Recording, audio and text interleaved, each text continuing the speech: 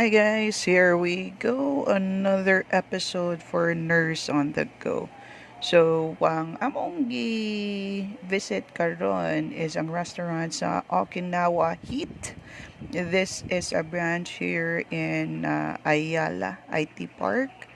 Um, Dindot niya ang ilahang ambience dire because I also feel that everything is really yes clean and ang ilang kitchen is just see-through so you can see everybody what they're doing and how clean their kitchen is.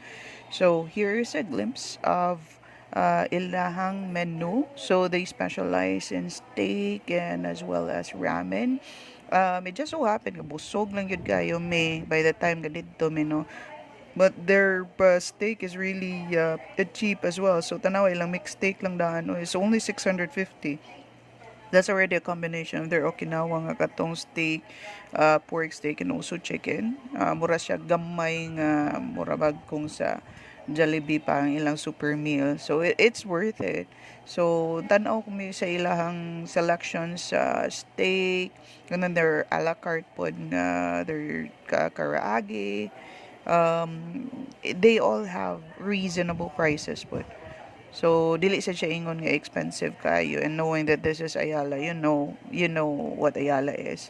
So they also have a selection of different dishes nila sa beef, how is it's cooked, and then ang ilahang steak is murag na siya gamay nga they put in like a little bit of a stone there, so probably just to heat up more on your breast steak or to give it a little bit of sear. And then kanni siyang they also have rice meals, which is their beef curry and a different collections or selections as well.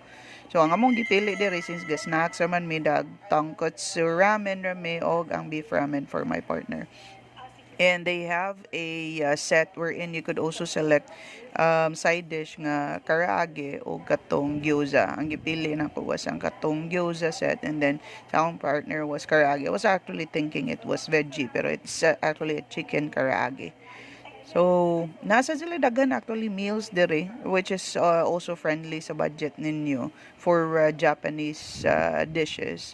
It's actually for a Japanese dish, I could really compare this nga mas barato siya. I-compare it sa uban nga that's really authentic Japanese nga sometimes they would range at around 500 up na. So, they also have pairings nga wine, also some soju, gin bro, and Japan whiskey po nila. So you can select that. Pero sa amo okay, since nga it was just a friendly kuan, wa may plano mag-inom, so we just went with the pitcher. Barato na silang pitcher na 180 ra per pitcher sa drinks nila. And naasa sila kana mga lain nga selection nila nga Japanese tea. So which you could also choose from. So if mag-steak mo, this are the 4 different sauces that you can mix with your steak. It's just on your table. So bisag dili mo mag-steak, pwede ra gyud kay tananan ninyo gamiton. And here we go with their presentation. This is their beef ramen, and this is their karaage, chicken karaage with their Japanese mayo, of course. Yeah, our blue lemonade. And then ligante sa kailang butanganan sa kuan nila, tubig. And then this is their tonkotsu ramen, and then their gyoza. So their gyoza also has like they're making their own kanang dough out of that gyoza.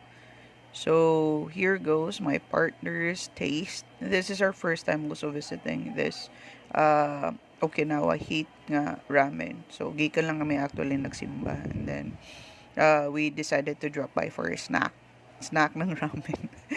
Okay, so there you go, nakauyon ra siya, and their noodles are made fresh. They're from their kitchen, kay may bawan man gyud na nimo i-fresh ang kanang iyang noodles, kay it's firm. Di siya laot pareha ng uban nga mahimo na bitaw ni daan is already pre-made, then pag init lang nimo is lata na, so you would know if it's really fresh kanang sila gyud mismo naghimo, kay mo bounce gyud na siya once you eat it. And then ilang karaage, it's not well kanang coated sa ilahang tempura batter or their karaage batter, but one thing for sure, ang ilang batter is crunchy, and also their chicken is juicy. It's really juicy.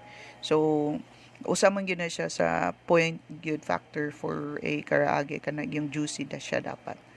And as for me, I have their tonkotsu, which is a creamy broth.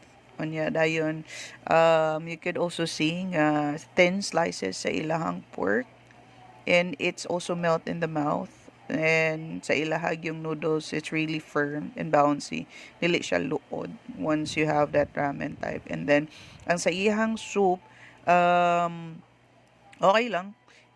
It's also a bit creamy. So, usually for tonkotsu, dapat mangguna siya. It's a really creamy nga kuan. So, mas more siya on the clear soup side. And then, ang ilahang gyoza, it's okay. It's also homemade.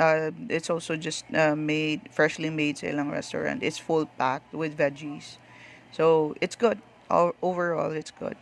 So for this video, that's it for what today. Nga naka-visit mi sa Okinawa for a grab of a snack, and then hopefully we'll see you around for our next vlog.